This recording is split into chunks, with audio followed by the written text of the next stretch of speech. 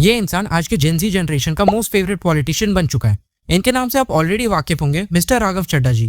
क्योंकि जब हमारे देश की रूलिंग पार्टी हिंदू मुस्लिम में व्यस्त थी, हमारी ऑपोजिशन कास्ट और लैंग्वेज पॉलिटिक्स में व्यस्त थी, तब इस इंसान ने ऐसे ऐसे इश्यूज को पार्लियामेंट में उठाया जो कि एक्चुअली देश के लिए काफी इंपॉर्टेंट है, जैसे साइबर फ्रॉड और digital frauds in the banking sector. Cyber frauds वर्ष 2023 में 75,800 घटनाएं सामने आई जो कि कंप्लेंट्स दर्ज हुई। वर्ष 2024 आते आते 75,000 से बढ़कर यह आंकड़ा 2,92,000 हो गया, यानी कि 285% के बैंकिंग फ्रॉड्स की घटनाओं में इजाफा देखा गया और 2100 करोड़ रुपए लोगों के इस बैंकिंग फ्रॉड के चलते जीरो हो गए, शून्य हो गए, उनका नुकसान हो गया। और सबसे ज्यादा कंप्लेंट्स इसमें यूपीआई रिलेटेड बैंकिंग फ्रॉड्स की आई हैं। इंडियन वोटर के पास राइट टू इलेक्ट है, वैसे ही राइट टू रिकॉल भी होना चाहिए। अगर देश का मतदाता अपने नेताओं को हायर कर सकता है तो वो नेताओं को फायर करने की शक्ति भी उसे मिलनी चाहिए। सर, हम एमपी एमएलए चुनते हैं, उसके बाद अगर वो काम ना करे, अपने वादे भूल जाए, जनता से दूर हो जाए, तो 5 साल तक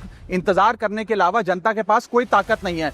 चुनाव से पहले नेता जनता के पीछे और चुनाव के बाद जनता नेता के पीछे। सर, हालात ये हैं कि आप दूध खरीदिए तो उसमें यूरिया मिलता है, सब्जियां खरीदे उसमें ऑक्सीटोसिन है, पनीर के अंदर स्टार्च और कॉस्टिक सोडा है, आइसक्रीम में डिटर्जेंट पाउडर मिलता है, फ्रूट जूस में सिंथेटिक फ्लेवर और आर्टिफिशियल कलर, एडिबल ऑयल में मशीन ऑयल, गरम मसालों में ईंट का पाउडर और लकड़ी का चूरा, चाय में सिंथेटिक कलर, चिकन और पोल्ट्री आइटम में एनाबॉलिक स्टेरॉइड, शहद में शुगर सिरप और येलो डाई, यहाँ तक कि देसी घी में जो मिठाई बननी चाहिए वो भी वेजिटेबल ऑयल और वनस्पति से बनती है। सर, हालात ये है कि और देशों के अंदर जिन फूड आइटम्स को पालतू जानवरों को भी नहीं खिलाया जाता, वो हमारे देश में धड़ाधड़ ये कंपनियां बेच रही हैं।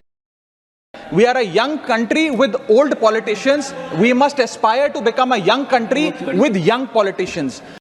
साल में सर महीने 12 होते हैं, लेकिन 28 दिन की रिचार्ज के माध्यम से 13 टाइम्स रिचार्ज कराना पड़ता है। कैसे सर? 28 दिन into 13 times is equal to 364 days. दुनिया में हर जगह बिलिंग साइकिल कैलेंडर मंथ के हिसाब से होती है, 30 या 31 दिन, लेकिन ये मोबाइल ऑपरेटर, टेलीकॉम ऑपरेटर 28 दिन के महीने के हिसाब से आपको रिचार्ज प्लान बेचते हैं ताकि साल में एक अतिरिक्त रिचार्ज आपको मिल जाए।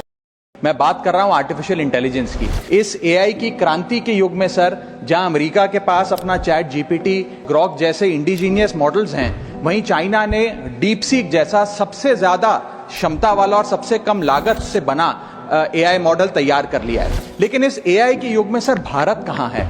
क्या भारत इस युग में पिछड़ता जा रहा है? क्या भारत अपना जनरेटिव एआई मॉडल नहीं बना पाएगा?